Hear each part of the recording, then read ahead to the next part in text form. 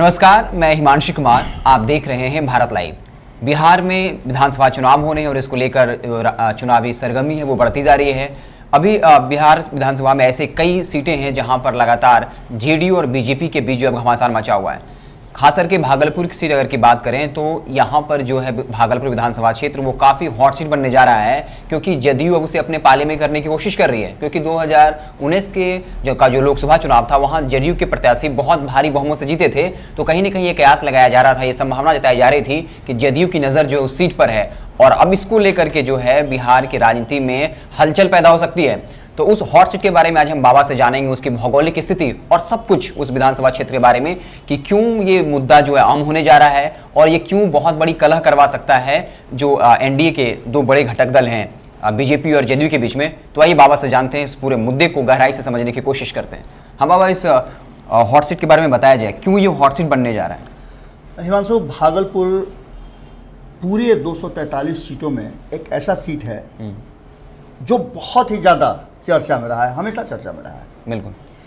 इस सीट पे भारतीय जनता पार्टी का एक छत्र राज रहा है। जब से भारतीय जनता पार्टी के आज़ादी के बाद से हम नहीं कहेंगे, हम कहेंगे कि एक आंदोलन जो हुआ था कांग्रेस के विरुद्ध, बिल्कुल 70 के दशक में जो आंदोलन शुरू हुए, 70 और 80 के दशक में, उस आंदोलन के बाद से भागलपुर एक ये मान के चलिए कि कहीं ना कहीं विरोध की राजनीति, कांग्रेस विरोध की राजनीति का एक बहुत बड़ा केंद्र बन गया था भागलपुर। और इस केंद्र ने कहीं ना कहीं भारतीय जनता पार्टी को जीवित रखा, जीवंत कर दिया।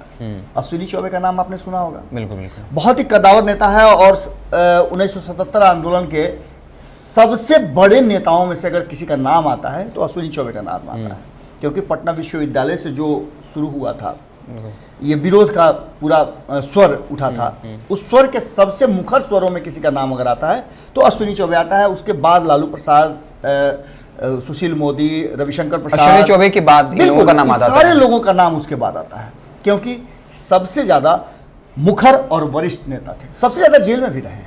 अच्छा। इन सब के बाद भागलपुर की जनता ने उन्हें खूब स्वीकार किया और लगातार वो चुनाव जीतते चले गए। 2010 तक लगातार उनके सामने कोई भी नहीं टिक पाया। और 2010 के बाद 2013 में, जब आपको याद होगा, एक बहुत बड़ी त्रासदी हुई थी केदारनाथ में। बिल्कुल बिल्कुल। केदारनाथ त्रासदी को कोई भुला नहीं सकता है और उस केदारनाथ में वो पूरे परिवार सहित, उनके परिवार और उनके संबंधियों सहित 21 लोग दर्शन के लिए गए हुए थे और वहाँ उस सारे लोग फंस गए थे। मंदिर के गर्भगृह में खुद अश्विनी चौबे, उनका पूरा परिवार, उनकी पत्नी, उनके पोता, कई लोगों को उन्होंने गंवाया भी है। उनके परिवार के कई लोग उस त्रासदी में काल के गाल में चले गए। इसके बाद आपको बता दें कि 2014 में लोकसभा के चुनाव हुए। जब वो बच करके वहाँ से निकले, आए, प्रधानमंत्री तो उस समय नहीं बने थे, लेकिन प्रधानमंत्री का चेहरा के रूप में नरेंद्र मोदी को जाना जा रहा था और गुजरात के उस समय मुख्यमंत्री हुआ करते थे। उन्होंने स्पेशल हेलीकॉप्टर भेज करके और वहाँ से अश्विनी चौबे के परिवार को बचाया था, ले आए थे। ये सब बातें हुई। 2014 का लोकसभा चुनाव हुआ तो अश्विनी चौबे ने भागलपुर की सीट को छोड़ करके और बक्सर से लोकसभा का चुनाव जीता और बहुत अच्छे मार्जिन से जीते भी। इसके बाद शुरुआत होती है 2015 के चुनाव की और उससे पहले 2014 के उपचुनाव की।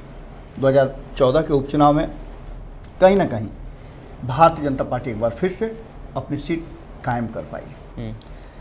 इन सब के बीच में एक 2015 का फेज आया और उस फेज में अश्विनी चौबे के पुत्र, बड़े पुत्र अरिजीत शाश्वत चौबे को उस जगह से भारतीय जनता पार्टी ने सबसे मजबूत उम्मीदवार और दावेदार के रूप में रखा और उन्होंने उसका मान भी रखा। हार जीत अलग होती है, बिल्कुल बिल्कुल, लेकिन उन्होंने जिस तरह से चुनाव में अपने आप को प्रमोट किया, प्रोड्यूस किया, उसको लेकर के वहां की जनता ने उनको पूरा सम्मान दिया। लेकिन भीतर घात के चलते वो चुनाव हार गए।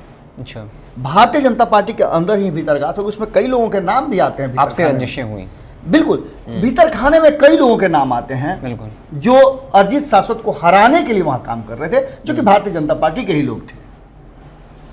ऐसे कई उदाहरण हैं जिसमें आपने देखा होगा बिहार की राजनीति में हर बार ऐसा होता रहा है।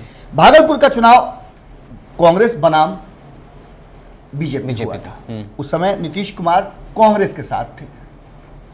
अब आप 2020 की बात कर रहे हैं, हम 2015 की चर्चा फिर करेंगे, लेकिन 2020 में आना जरूरी है कि 2020 में क्यों ये मामला पूरा पेचीदा होता जा रहा है। बिल्कुल। इसलिए कि कहीं ना कहीं लोकसभा चुनाव 2019 में नीतीश कुमार वहां से भागलपुर की सीट अपने पास ले आए। हमने 2 दिन पहले भी बताया है अच्छा। कि किस तरह से वहां भागलपुर की सीट पर से शाहनवाज हुसैन को हटा दिया गया था और नीतीश कुमार के चलते हटाया गया था। ये कंफर्म था, शाहनवाज हुसैन भी वहाँ लोकसभा चुनाव जीते हैं, लड़े भी हैं और जीते भी हैं, हारे भी हैं। भागलपुर वहाँ हमेशा भारतीय जनता पार्टी का एक सॉफ्ट कॉर्नर रहा है।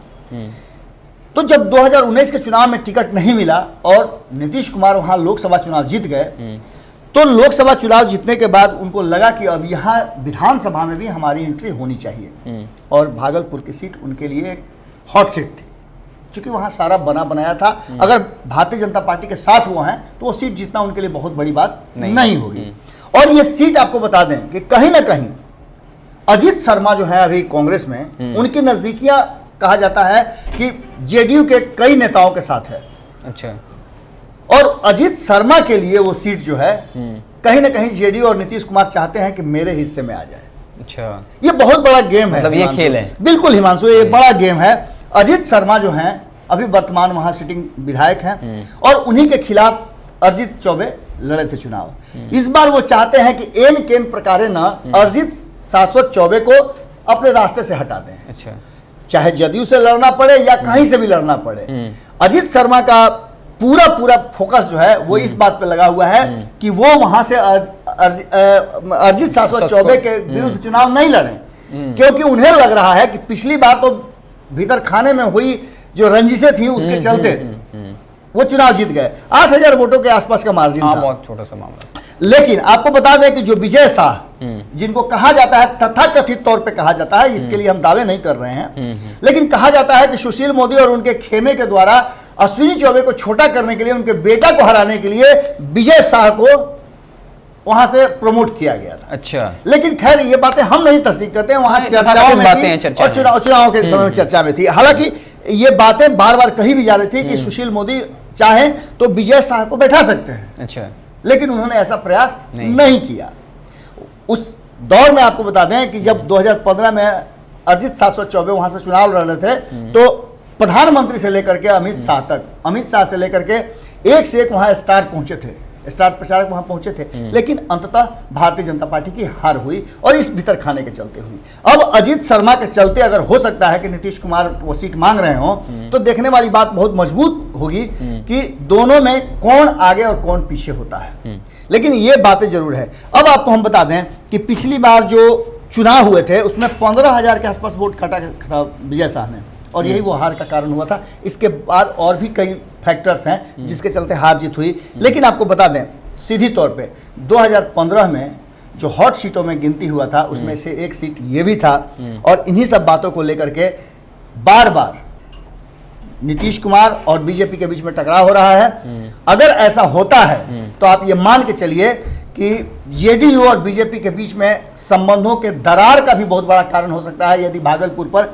बहुत ज्यादा दबाव बनाना शुरू कर बाबा, क्योंकि भाजपा के जो प्रदेश प्रवक्ता प्रेमरंजन पटेल हैं जी, उन्होंने स्पष्ट तौर पे कह दिया पत्रकारों से कि भाजपा की परंपरागत सीट है और इसको लेकर कोई समझौता नहीं। तो वो काफी इसको लेकर रिजिड है कि हम भागलपुर वाला सीट छोड़ने वाले नहीं है।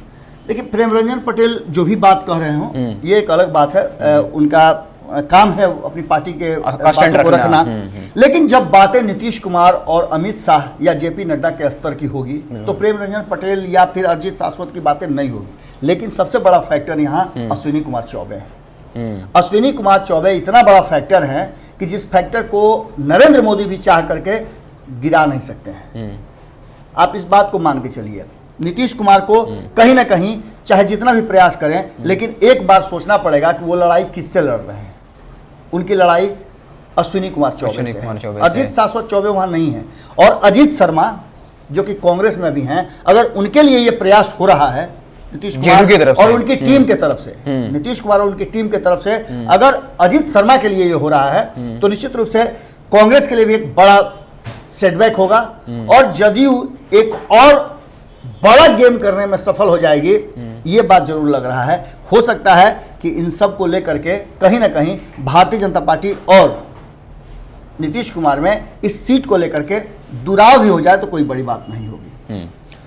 तो इस तरीके से बाबा ने काफ़ी शानदार तरीके से हमें बताया भीतर खाने की खबर, एक जो ब्रेकिंग खबरें होती है एक तरफ होती हैं, वो अंदर खाने की खबर जो बाबा ने काफ़ी इस तरीके से बताया कि जो भागलपुर विधानसभा क्षेत्र है वो क्यों जो है हॉट सीट बनता जा रहा है, क्योंकि वहाँ से जो अश्विनी चौबे के बेटा है वो चुनाव लड़ने वाले हैं और नीतीश कुमार जो भी वहाँ वर्तमान कांग्रेस विधायक हैं उसे जेडीयू में के पाले में लाने की कोशिश कर रहे हैं, क्योंकि 2019 के लोकसभा चुनाव में जेडीयू की वो सीट रही, तो कहीं ना कहीं उस बीजेपी की उस परंपरागत सीट को नीतीश कुमार जो है हथियाने की कोशिश कर रही है।